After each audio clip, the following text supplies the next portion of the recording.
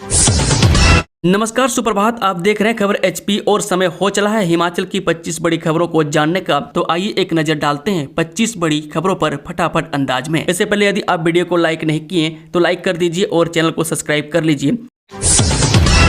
CBSE संबंध स्कूलों पर बड़ा फैसला, इस सत्र में फिलहाल नहीं बदलेगी वर्दी और ड्रेस कोड। हिमाचल प्रदेश के सीबीएसई संबंध सरकारी स्कूलों में शिक्षकों के ड्रेस कोड और विद्यार्थियों की वर्दी को लेकर सरकार ने यूटर्न ले लिया है। फिलहाल इन स्कूलों में नए शैक्षणिक सत्र वर्दी नहीं मिलेगी। शैक्षणिक सत्र 2027-28 सत्र अब इन नई व्यवस्था लागू हो सकती है। भवन रंग योजना पर भी निर्णय लंबित है। सोमवार को इस असमंजस की स्थिति पर शिक्षा निदेशालय ने स्पष्टीकरण जारी करते हुए कहा कि शैक्षणिक सत्र 2026-27 में स्कूलों में पहले से लागू वर्दी और ड्रेस कोड ही जारी रहेगा। नई व्यवस्था पर निर्णय बाद में लिया जाएगा। शर्तें पूरी करने पर सीबीएसई संबंध स्कूल 2 शिफ्ट में चला सकेंगे कक्षाएं, जाने पूरा मामला। हिमाचल प्रदेश के सीबीएसई से संबंधित राजकीय वरिष्ठ माध्यमिक स्कूलों में कक्षाएं 2 शिफ्ट में लग सकेंगी। इसके लिए विभाग ने शर्तें की तय की है। यह एक अस्थायी व्यवस्था होगी। स्कूल शिक्षा निदेशालय के अनुसार राज्य भर में केंद्रीय माध्यमिक शिक्षा बोर्ड यानी कि सीबीएसई से संबंध कई सरकारी स्कूलों में चल रही दाखिला प्रक्रिया के दौरान नामांकन में काफी वृद्धि हुई है। यह देखा गया है कि केवल सेक्शन की पाबंदियां या जगह की कमी के कारण योग्य विद्यार्थियों को दाखिला देने से मना करना जनहित और अच्छी शिक्षा तक सभी की बराबर पहुंच सुनिश्चित करने के मकसद के खिलाफ होगा। इसलिए स्कूलों में बढ़ते दाखिलों और मौजूद आधारभूत संरचना की दिक्कतों की वजह से विद्यार्थियों के ज्यादा दबाव को देखते हुए राज्य में सीबीएसई से जुड़े ऐसे सभी सरकारी सीनियर सेकेंडरी स्कूलों को एक खास और अस्थायी प्रशासनिक व्यवस्था के तौर पर तुरंत प्रभाव से अगले आदेश तक सशर्त 2 शिफ्ट में काम करने की इजाजत होगी। इसके लिए शर्तें लागू रहेंगी। प्रदेश के 2384 केंद्रों पर आज से शुरू होंगी 10वीं और 12वीं की वार्षिक परीक्षाएं। हिमाचल प्रदेश स्कूल शिक्षा बोर्ड की मंगलवार से शुरू हो रही 10वीं और 12वीं कक्षा की वार्षिक परीक्षाओं में नियमित और एसओएस के 1,84,618 विद्यार्थी परीक्षा देंगे। इस परीक्षा के लिए शिक्षा बोर्ड ने प्रदेश भर में 2384 परीक्षा केंद्रों का गठन किया है। पहली बार परीक्षा में एक ही प्रश्न पत्र को ए, बी और सी सीरीजों में जंबल तरीके से पूछा जाएगा। पहले दिन 10वीं कक्षा की अंग्रेजी और 12वीं कक्षा की संस्कृत विषय की परीक्षा सुबह 9:45 बजे दोपहर से 1 बजे तक आयोजित होगी। पुलिस कार्यालयों में महिला कर्मियों की सुरक्षा का होगा ऑडिट, पीएचक्यू ने जारी किए सशक्त निर्देश। हिमाचल प्रदेश के सभी पुलिस कार्यालयों में महिला कर्मियों की सुरक्षा का ऑडिट होगा। प्रदेश पुलिस मुख्यालय ने सभी पुलिस इकाइयों में आंतरिक शिकायत समितियों की कार्यप्रणाली की जांच के निर्देश जारी किए हैं। पुलिस ट्रेनिंग कॉलेज डोरो में प्रशिक्षु महिला कांस्टेबल के कथित यौन उत्पीड़न के बाद हरकत में आते हुए पीएचक्यू की ओर से सख्त रुख अपनाया गया। प्रदेश पुलिस महानिदेशक ने राज्य भर की सभी पुलिस इकाइयों और कार्यालयों में पोस्ट एक्ट के अनुपालन का व्यापक ऑडिट 15 दिनों के भीतर पूरा करने के निर्देश दिए हैं। इस विशेष ऑडिट के तहत यह जांचा जाएगा कि प्रत्येक कार्यालय में आंतरिक शिकायत समिति यानी कि आईसीसी गठित है या नहीं, समितियां सक्रिय रूप से कार्य कर रही है या नहीं और शिकायतों की सुनवाई तय समय सीमा में की जा रही है या नहीं। हिमाचल के 5 शहरी निकायों में परिसीमन का शेड्यूल जारी, 24 मार्च तक होगा अपीलों का निपटारा। हिमाचल प्रदेश में नगर निकाय चुनावों को लेकर राज्य निर्वाचन आयोग ने सोमवार को 5 शहरी निकायों में वार्डों की वार्डबंदी का शेड्यूल जारी कर दिया। शहरी विकास विभाग की ओर से प्रदेश में 5 नए शहरी निकायों का गठन और विस्तारीकरण किया गया। बिलासपुर में नवगठित नगर पंचायत झड़ुंदा, नगर पंचायत स्वारघाट, हमीरपुर में नगर परिषद नादौन, सिरमौर में नगर पंचायत संगड़ा तथा ऊना में नगर पंचायत बंगाना में वार्डों का पुनर्निर्धारण होगा। आयोग की ओर से जारी शेड्यूल के अनुसार 3 मार्च को परिसीमन का ड्राफ्ट प्रकाशित किया जाएगा। 10 मार्च तक आम जन आपत्तियां और सुझाव दे सकेंगे, जबकि 13 मार्च तक संबंधित डीसी को उनका निपटारा करना होगा। हिम केयर कार्ड धारक है तो समय पर कराएं नवीनीकरण, पोर्टल 31 मार्च तक रहेगा खुला, फिर होगा बंद। जी हां, अगर आप हिम केयर योजना का लाभ ले रहे हैं तो उसका समय पर नवीनीकरण करवा लें। प्रदेश सरकार ने हिम केयर योजना के तहत कार्ड बनवाने और इसके नवीनीकरण के लिए पोर्टल खोल दिया। पोर्टल बंद होने के बाद आपको फिर 2 महीने का इंतजार करना पड़ेगा। नए हिम केयर कार्ड बनवाने के साथ पुराने की वैधता समाप्त होने पर लाभार्थी नवीनीकरण करवा सकेंगे। नए कार्ड बनवाने और पुराने कार्ड के नवीनीकरण के लिए पोर्टल 31 मार्च तक खुला रहेगा। इस अवधि में चूकने पर जून तक इंतजार करना होगा। एचपीयू में सेवा विस्तार मिलने पर 40% ही दिया जाएगा वेतन, महंगाई भत्ता खत्म। जी हां, एचपी में सेवानिवृत्त अधिकारियों और कर्मचारियों की पुनर्नियुक्ति को लेकर नियम बदले हैं। सेवानिवृत्ति के बाद फिर से सेवा में आने वाले कर्मियों की वापसी अब 40% वेतन पर होगी। इन्हें कोई महंगाई भत्ता नहीं दिया जाएगा। एचपीयू प्रशासन ने प्रदेश सरकार के वित्त विभाग के निर्देशों को अपनाते हुए यह व्यवस्था लागू करने की अधिसूचना जारी की है। इस शिमला में जनगणना 12 मई से सौगणना पोर्टल पर जानकारी दर्ज कर सकेंगे लोग। जी हां, जिला शिमला में जनगणना 2027 का पहला चरण 12 मई से शुरू होने जा रहे हैं। इस काम में तैनात होने वाले कर्मचारियों के लिए जिला प्रशासन ने रविवार से प्रशिक्षण कार्यक्रम शुरू कर दिया। उपायुक्त कार्यालय परिसर स्थित बचत भवन में प्रशिक्षण दिया जा रहा है। पहले चरण में मकान सूचीकरण एवं इनकी गणना इनकी HLO को लेकर अधिकारियों और कर्मचारियों के लिए प्रशिक्षण कार्यशाला आयोजित की जा रही है। यह कार्यशाला 2 चरणों में होगी। पहले बैच को 1 से 3 मार्च और दूसरे बैच को 5 से 7 मार्च तक प्रशिक्षण दिया जाएगा। हिमाचल में निकली 331 पदों पर भर्ती, डिग्री और डिप्लोमा वाले कर सकते हैं आवेदन। हिमाचल प्रदेश राज्य चयन आयोग ने वर्ष 2026 में 331 पदों पर भर्ती का नोटिफिकेशन जारी किया है। इस भर्ती में पंचायत सचिव, ऑपरेशन थिएटर सहायक, रेडियोग्राफर, फार्मासिस्ट समेत कई पद शामिल हैं। जो उम्मीदवार योग्यता पूरी करते हैं वे 10 मार्च 2026 से 4 अप्रैल 2026 तक आधिकारिक वेबसाइट पर ऑनलाइन आवेदन कर सकते हैं। यह सरकारी नौकरी पाने का अच्छा मौका है। इस शिमला के मेयर का कार्यकाल बढ़ाने के मामले में गुरुवार को भी जारी रहेगी सुनवाई, जाने पूरा मामला। हिमाचल प्रदेश हाईकोर्ट में सोमवार को शिमला नगर निगम मेयर के कार्यकाल को बढ़ाने को लेकर दायर याचिका पर सुनवाई हुई। राज्य सरकार ने इस मामले में संवैधानिक प्रावधानों पर दलीलें पेश की। गुरुवार को भी इस मामले में राज्य सरकार की बहस जारी रहेगी। महाधिवक्ता अनूप रतन ने अदालत में तर्क दिए कि मेयर का कार्यकाल समाप्त होने से पहले ही प्रदेश सरकार ने ऑर्डिनेंस लाकर नियमों में बदलाव कर दिया था और राज्यपाल की स्वीकृति के लिए भेज दिया। इसी बीच राज्यपाल की मंजूरी न मिलने से पहले ही प्रदेश सरकार ने विधानसभा सेशन के दौरान वर्तमान नियमों में संशोधन कर अधिनियम लाया, जिसे सर्वसम्मति से पारित किया गया और राज्यपाल की सहमति के लिए भेजा गया है। केंद्रीय वित्त मंत्री निर्मला सीतारमण से मिले मुख्यमंत्री सुक्खू, RDG को लेकर की बातचीत। जी हां, मुख्यमंत्री सुखविंदर सिंह सुक्खू ने सोमवार को नई दिल्ली में केंद्रीय वित्त मंत्री निर्मला सीतारमण से मुलाकात की और फाइनेंशियल ईयर 2026-27 के रेवेन्यू डेफिसिट को कवर करने के लिए खास केंद्रीय मदद के तहत एक फाइनेंशियल पैकेज मांगा। मुख्यमंत्री ने केंद्रीय वित्त मंत्री को बताया कि रेवेन्यू डेफिसिट ग्रांट बंद करने से राज्य की फाइनेंशियल हेल्थ पर बहुत बुरा असर पड़ेगा और कहा कि हिमाचल प्रदेश की तुलना उन दूसरे राज्यों से नहीं की जा सकती जिनका RDG बंद कर दिया गया है। कृषि विपणन बोर्ड में करोड़ों की गड़बड़ी, 110 करोड़ की अग्रिम राशि का हिसाब नहीं। जी हां, हिमाचल प्रदेश राज्य कृषि विपणन बोर्ड की वर्ष 2023-24 की ऑडिट रिपोर्ट ने विभाग में चल रही बीते गड़बड़ी का खुलासा किया है। राज्य लेखा परीक्षा विभाग की इस रिपोर्ट में लगभग 110 करोड़ रुपये से अधिक की अग्रिम राशि का बकाया निपटान न होने और खातों में विसंगतियों पर सवाल उठाए गए। ऑडिट रिपोर्ट में कहा गया है कि बोर्ड की लेखा मिलान रिपोर्ट के आंकड़ों में अंतर है। रिपोर्ट के अनुसार विभिन्न निर्माण कार्यों और अन्य उद्देश्यों के लिए अधिशासी अभियंता, कर्मचारियों और अन्य संस्थाओं को दी गई 11,63,62,295 रुपए की राशि अभी भी लंबित है। इसमें से अकेले अधिशासी अभियंता के पास 95,92,92 रुपये बकाया है। कई अग्रिम राशियां वर्षों पुरानी है, लेकिन बोर्ड ने न तो उपयोगिता प्रमाण पत्र प्राप्त किए और न ही खातों में मिलान किए। विभिन्न मंडी समितियों के लिए करवाए गए डिपॉजिट कार्यों के खातों में 49,25,00,000 रुपये का अंतर है। केंद्रीय विश्वविद्यालय धर्मशाला के दीक्षा समारोह में आएंगे उपराष्ट्रपति राधाकृष्णन, 52 विद्यार्थियों को मिलेंगे गोल्ड मेडल। जी हां, उपराष्ट्रपति CP राधाकृष्णन 14 मार्च को धर्मशाला में केंद्रीय विश्वविद्यालय के 9वें दीक्षा समारोह में मुख्य अतिथि होंगे। इस अवसर पर 2020 से 22 बैच के 27 छात्रों को PhD की उपाधि मिलेगी, जबकि 52 विद्यार्थियों को गोल्ड मेडल से सम्मानित किया जाएगा। बहरीन में भारतीय ड्राइवर के सामने गिरी 6 मिसाइल, हिमाचल में परिवार को वीडियो भेजकर बताई हालात की सच्चाई। जी हां, ऊना के दियोली गांव के विजय कुमार बहरीन में मिसाइल हमलों के बीच फंस गए। उन्होंने अपने परिवार को वीडियो भेजकर हालात की जानकारी दी। वीडियो पर जाते समय उनके पास 6 मिसाइलें गिरी, जिससे अफरा तफरी मच गई। उन्होंने बताया कि रविवार को जब वे ड्यूटी पर जा रहे थे तभी एक के बाद एक 6 मिसाइलें गिरी, अफरा तफरी मच गई। लोग सुरक्षित स्थानों की ओर भागने लगे। विजय कुमार ने भी अपनी गाड़ी खड़ी की और स्थानीय सेना के साथ जमीन पर लेटकर खुद को सुरक्षित किया। मांगे नहीं मानी तो होगा विधानसभा का घेराव, पैसेंजर्स का अल्टीमेटम। हिमाचल प्रदेश पैसेंजर्स संयुक्त संघर्ष समिति ने मांगे पूरी करने को लेकर प्रदेश सरकार को अल्टीमेटम दिया है। समिति ने चेतावनी दी है कि यदि बजट सत्र में लंबित मांगों पर ठोस फैसला नहीं हुआ तो विधानसभा का घेराव किया जाएगा।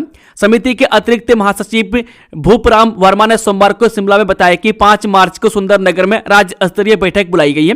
बैठक की अध्यक्षता प्रदेश अध्यक्ष सुरेश ठाकुर करेंगे, जिसमें 18 पैसेंजर्स संगठनों के प्रदेश स्तरीय पदाधिकारी, जिला संयोजक और अध्यक्ष हिस्सा लेंगे। उन्होंने अनौपचारिक बातचीत में कहा कि संयुक्त संघर्ष समिति की तरफ से प्रदेश सरकार को 14 सूत्रीय मांग पत्र सौंपा जा चुका है, लेकिन अब तक उस पर कोई सकारात्मक पहल नहीं हुई है। हिमाचल के बागवानों की चमकेगी किस्मत, बाजार में 2000 रुपये प्रति किलो तक मिलेंगे ब्लूबेरी के दाम। जी हां, हिमाचल प्रदेश के बागवानी क्षेत्र में एक बड़ा बदलाव देखने को मिल रहा है। जलवायु परिवर्तन और मौसम की अनिश्चितताओं के कारण पारंपरिक सेब की खेती पर मंडराते संकट को देखते हुए प्रदेश सरकार अब ब्लूबेरी को एक लाभकारी विकल्प के रूप में बढ़ावा दे रही है। ब्लूबेरी न केवल अपने पोषण मूल्यों के लिए मशहूर है, बल्कि यह बागवानों की किस्मत बदलने की क्षमता भी रखती है। बाजार में इसकी कीमत 800 रुपये से लेकर 2000 रुपये प्रति किलो तक है। इसकी क्षमता को देखते हुए केंद्र सरकार ने आगामी वित्त वर्ष के लिए 5 करोड़ रुपये का बजट स्वीकृत किया है। होली मेले की पहली शाम में मचा जबरदस्त गदर, बेकाबू हुई भीड़, पुलिस ने किया हल्का लाठीचार्ज। हमीरपुर के सुजानपुर के ऐतिहासिक मैदान में आयोजित राष्ट्रीय स्तरीय होली मेले का आगाज किसी रोमांचक फिल्म के क्लाइमैक्स जैसा रहा। मैं जब सुरों के बादशाह बब्बू मान ने माइक संभाला तो संगीत का ऐसा जादू चला कि मर्यादा की दीवारें ढह गई। हजारों की तादाद में उमड़े प्रशंसकों के जुनून को संभालने के लिए खाकी को काफी मशक्कत करनी पड़ी। सीएम सुक्खू दिल्ली रवाना, राज्यसभा सीट के लिए सियासी हलचल तेज, चर्चा में यह नाम। हिमाचल प्रदेश की एकमात्र खाली हो रही राज्यसभा सीट के लिए सियासी हलचल तेज हो गई है।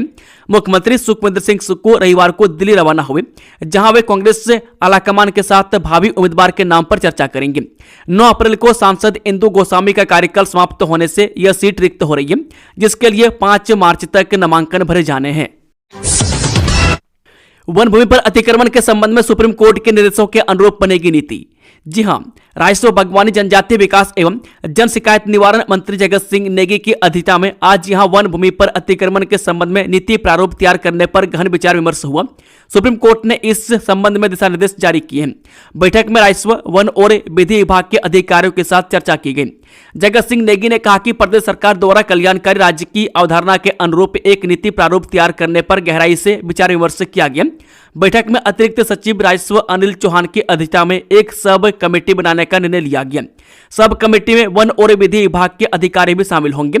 यह कमेटी सर्वोच्च न्यायालय के निर्देशों के अनुरूप 1 सप्ताह के भीतर नीति का प्रारूप सौंपेंगी। युवा कांग्रेस के सत्याग्रह को विक्रमादित्य सिंह का समर्थन, नई दिल्ली में जारी प्रदर्शन पर हुए शामिल। युवा कांग्रेस मुख्यालय दिल्ली में चल रहे सत्याग्रह में हिमाचल के लोक निर्माण मंत्री विक्रमादित्य सिंह रविवार को शामिल हुए। इस दौरान उन्होंने युवा कांग्रेस के राष्ट्रीय अध्यक्ष उदय भानु चिप समेत अन्य युवा नेताओं की गिरफ्तारी पर अपना विरोध दर्ज किया। विक्रमादित्य सिंह ने कहा कि उदय भानु चिप से लंबी पूछताछ के बाद उनकी गिरफ्तारी यह दिखाती है कि केंद्र सरकार विपक्ष की आवाज और युवाओं के शांतिपूर्ण प्रदर्शन से घबराई हुई है।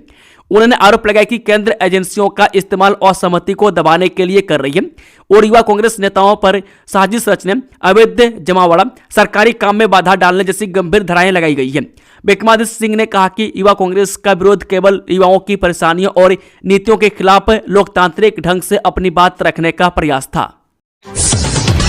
बचपन को बड़े प्यार से पाल रही सुक्खू सरकार, नौनिहालों के स्वास्थ्य, पोषण और शिक्षा को दी जा रही प्राथमिकता। जी, मुख्यमंत्री सुखविंदर सिंह सुक्खू के दूरदर्शी नेतृत्व में वर्तमान राज्य सरकार ने बाल्यावस्था देखभाल और बच्चों के समग्र विकास को केंद्र में रखकर अपने नीतिगत कदम उठाए। पोषण, गुणवत्तापूर्ण शिक्षा और समावेशी विकास पर विशेष बल देते हुए सरकार यह सुनिश्चित कर रही है कि प्रदेश में प्रत्येक बच्चे का सर्वांगीण विकास सुनिश्चित हो और उन्हें आगे बढ़ने के समान अवसर मिले। नौनिहालों की पोषण आवश्यकताओं को पूरा करने के लिए सरकार ने अनेक ठोस कदम उठाए हैं ताकि बच्चों का संतुलित विकास सुनिश्चित किया जा सके। प्रदेश से भर में संचालित हो रहे 18,925 आंगनबाड़ी केंद्र बच्चों के मजबूत भविष्य का निर्माण कर रहे हैं। इन केंद्रों द्वारा 6 वर्ष तक की आयु के बच्चों के स्वास्थ्य मानकों का मूल्यांकन किया जाता है ताकि बच्चे का समुचित शारीरिक और मानसिक विकास सुनिश्चित किया जा सके। इस वित्त वर्ष में आंगनबाड़ी सेवा योजना के तहत 113 करोड़ रुपये व्यय किए जा चुके हैं। वर्तमान वित्त वर्ष में विशेष पोषाहार कार्यक्रम के तहत 1516,09,000 रुपये खर्च किए जा चुके हैं। स्मार्ट मीटर से बिजली खरीद में मिलेगी मदद, खपत का सटीक आंकड़ा मिलने से तय होगी डिमांड, खर्च भी होगा कम। हिमाचल प्रदेश में स्मार्ट मीटर व्यवस्था पूरी तरह से लागू होने के बाद बोर्ड को बिजली खरीद में बड़ी मदद मिलेगी। स्मार्ट मीटर से राज्य बिजली बोर्ड को उपभोक्ताओं की बिजली खपत का सटीक और रियल टाइम डेटा मिलेगा। इसी आधार पर भविष्य में बिजली खरीद की डिमांड तय की जाएगी। इससे न केवल बिजली प्रबंधन बेहतर होगा बल्कि बोर्ड का अनावश्यक खर्च भी कम होने की उम्मीद है। हिमाचल में राज्य बिजली बोर्ड हर वर्ष बिजली खरीदता है। खासकर गर्मियों और सर्दियों में खपत बढ़ने पर अतिरिक्त बिजली लेनी पड़ती है।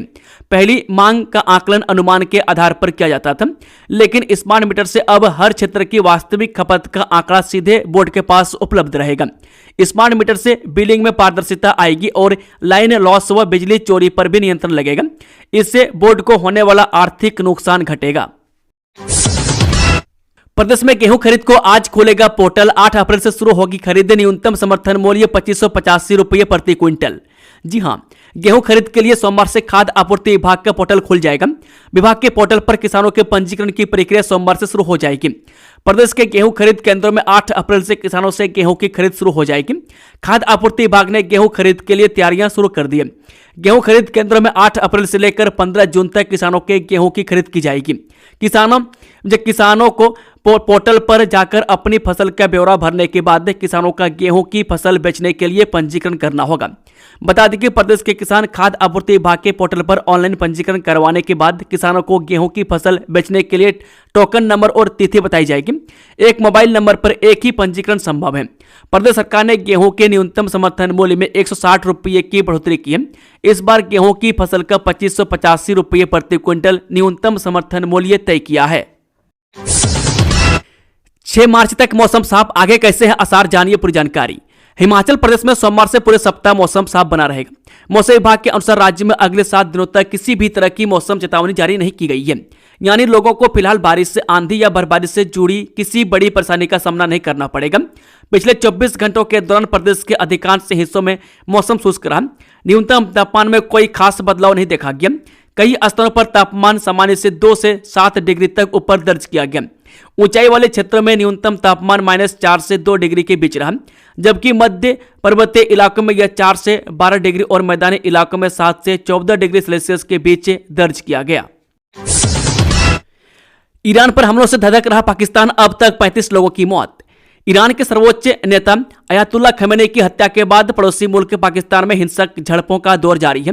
दक्षिण सिंध प्रांत के कराची में अमेरिकी वाणिज्य दूतावास के बाहर आक्रोशित प्रदर्शनकारियों और सुरक्षा कर्मियों के बीच हुई झड़प में कम से कम 9 लोग मारे गए, जबकि 12 से अधिक लोगों के घायल होने की खबर है। यही नहीं, सिकारदू और लाहौर में भी हिंसक प्रदर्शन हुए हैं। इन हमलों में अब तक 35 लोगों की मौत हो चुकी है। बचाव दल के अधिकारियों के अनुसार दूतावास के बाहर झड़पें तब शुरू हुई जब प्रदर्शनकारियों ने परिसर में प्रवेश करने की कोशिश की, जिसके जवाब में सुरक्षा बलों ने कार्रवाई की। कुवैत नहीं मार गिराए अमेरिका के 3 F-15 फाइटर जेट। अमेरिका और इजराइल के ईरान पर हमले के आज सोमवार को तीसरा दिन है। अमेरिका और इजराइल की ओर से ईरान पर हमले जारी हैं।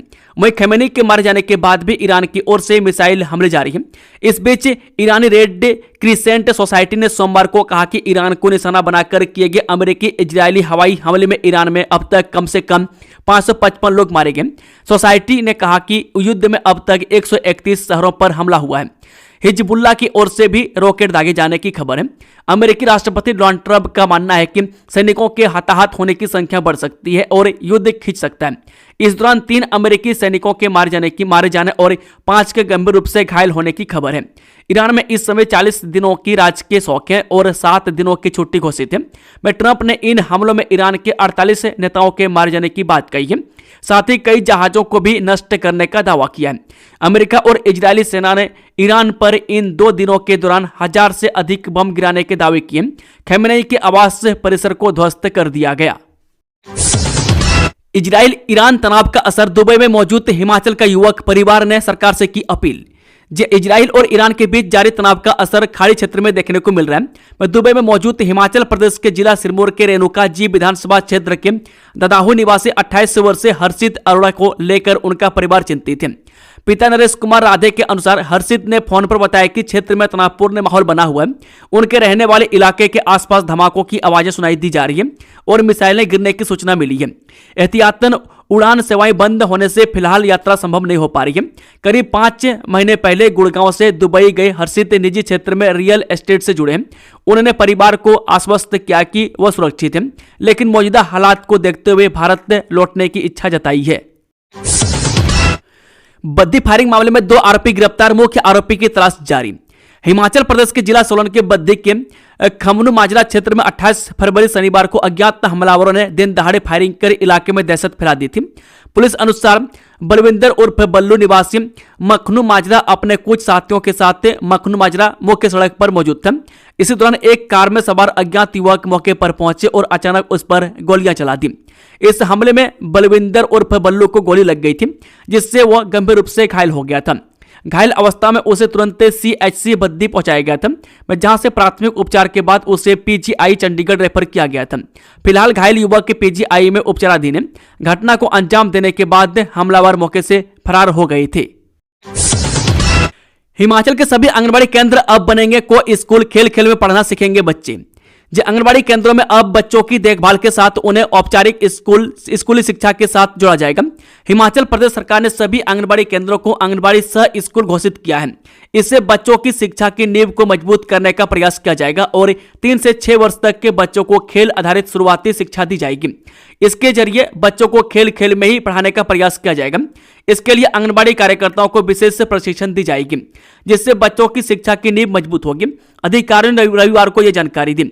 उन्होंने बताया कि इसके लिए शिक्षा सचिव की अध्यक्षता में एक राज्य स्तरीय संयुक्त समिति का गठन किया गया।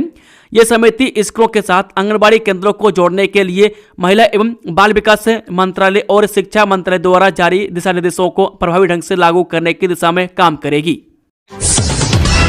इस गर्मी नहीं होगी पानी की परेशानी, शहरी क्षेत्र जितना मर्ज एरिया में पानी देने की तैयारी। कांगड़ा जिले में इस गर्मी पानी की परेशानी दूर करने की कवायद तेज हो गई है। नगर निगम धर्मशाला के शहरी क्षेत्र की तर्ज पर मर्ज एरिया में पेयजल सप्लाई की जल शक्ति विभाग ने कवायद शुरू कर दी है। शहरी क्षेत्र में 135 लीटर पानी प्रतिदिन प्रति व्यक्ति, जबकि मर्ज एरिया में 70 लीटर पानी प्रतिदिन प्रति व्यक्ति दिया जा रहा है।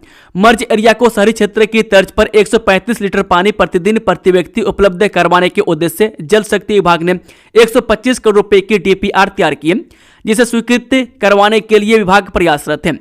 दोस्तों, रंगों के इस पावन पर्व होली के शुभ अवसर पर खबर HP परिवार की ओर से आप सभी प्रदेशवासियों को हार्दिक बधाई और शुभकामनाएं। जय हिंद, जय हिमाचल।